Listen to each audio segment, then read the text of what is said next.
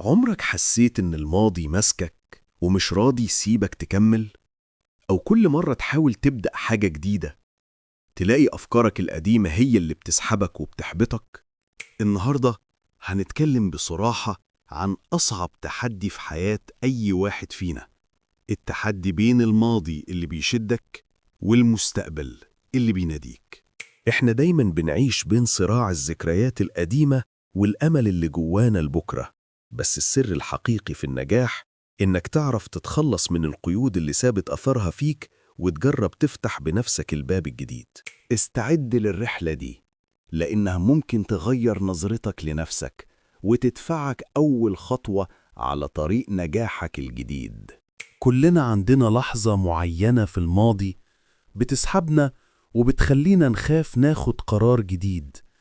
يمكن موقف فشل، كلمة جرحتك، أو حتى خوف من تكرار نفس الغلطة. الماضي بيحاول يقنعك إنك ضعيف، بس الحقيقة إنك أقوى من كل اللي فات لو صدقت في نفسك.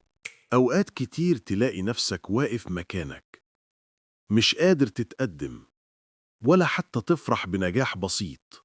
السيطرة الحقيقية عمرها ما كانت في الحنين أو الندم، لكن في إنك تختار تكون مرن وتتعلم وتسامح نفسك على كل اللي حصل.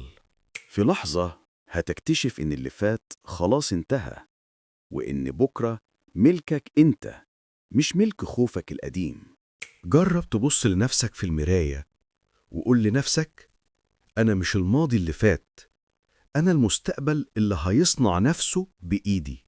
اعترف بالمشكلة اللي عندك وافتح صفحة جديدة كل يوم.